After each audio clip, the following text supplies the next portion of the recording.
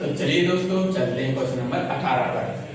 18 question में दे रखा है एक किसी एबी के चौथे और आठवें पदों का योग 24 है। इन्होंने क्या रखा है चौथे पद, ठीक है, a4 प्लस a8, इसका योग मतलब प्लस कितना दे रखा है 24 दे रखा है, ठीक है। आगे बढ़ते हैं तथा छठे और दसवें पद यानी कि a6 प्लस a10 में कितना दे रखा है पदों का योग 44 दे रखा है, ठीक है। ये दो कंडीशन हमें दे रखी है।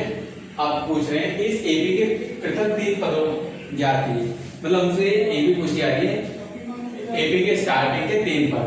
तो चलिए निकालते हैं। A4 हम कैसे निकालते हैं? A4 निकालने का तरीका होता है, डालते हैं a n बराबर में a plus n minus 1 into में d, ठीक है। तो हमें अब क्या निकालना है? A4 निकालना है ना, तो जहां पर में n होगा वहां पर हम क्या डालेंगे 4, A4, ठीक है। और a की जगह हम क्या पुट करेंगे, जो a तो हमें पता ही नहीं है तो हम a लिख देंगे।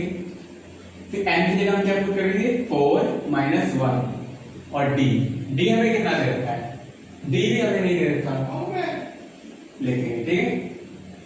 अब A4 यहाँ आ जाएगा a प्लस में 3d, ठीक है। A4 ऐसे बनता है तो हम यहाँ पर लिखेंगे A4 की जगह A4 किसके बराबर है a प्लस 3d, ठीक है, प्लस का साइन। अब देखते हैं A8 कैसे बनता है। इस फॉर्मूले में पुट कर जहां पर भी n होगा वहां पर हमें क्या पुट करना है 8 करना, ठीक है। a प्लस में 8 माइनस 1 इंटू में d, तो a8 बराबर में a प्लस 8 माइनस 1 7d, ठीक है। तो a कैसे बनता है a प्लस 7d, ठीक है, a प्लस 7d ऐसे बनता है, बराबर में क्या आ जाएगा 24। अब चलो अब हमें एक इक्वेशन मिल गई, अब इसको सॉल्व करते हैं। a प्लस a कितना हो जाएगा 2a, ठीक है, फिर प्लस है 3d प्लस 7d, 3 प्लस 7 कितना होगा 10d और बराबर में 24। ये हमारा क्या है, ये इक्वेशन 1 है, ठीक है, इक्वेशन 1। अब क्या करेंगे, अब इसको सॉल्व करके देखेंगे, ठीक है। ओके,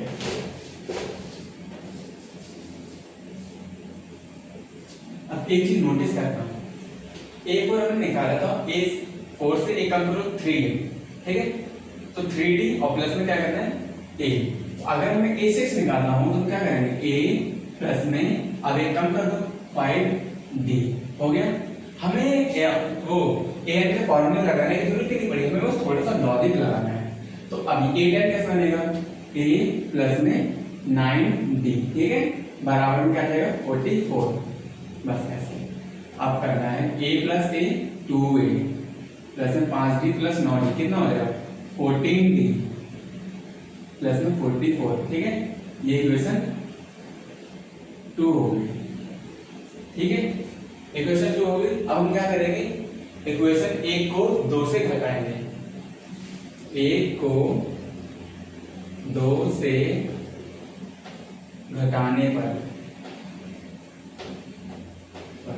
ठीक है, एक लिखते पहले क्या करेंगे,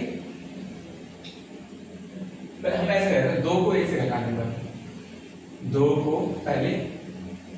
1 से घटाने पर। अब पहले लिखेंगे 2 इक्वेशन 2a प्लस में 14d बराबर में 44।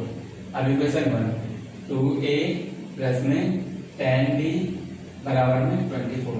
हमें घटाना है तो घटाने का साइन लगाओ, ठीक है। अब नीचे वाले के सबके साइन बदल जाएंगे, ये प्लस का था माइनस का हो जाएगा, प्लस का था माइनस का, प्लस का माइनस, ठीक है। तो 2a माइनस बन गया और ये प्लस का, ये इससे पूरा कट गया। 14 में से 10 गए तो 4d, ठीक है, और 44 में से आप 24 घटाओगे 24 घटाओगे तो 0 और 4 में से 2 गए 2, कितना आ गया 30।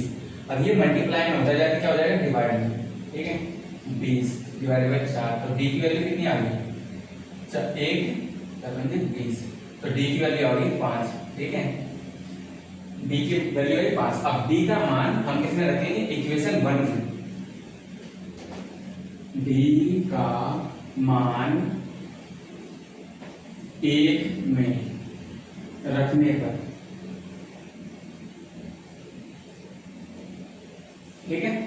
अब इक्वेशन एक ये है 2a प्लस में 10d बराबर में 24, ठीक है।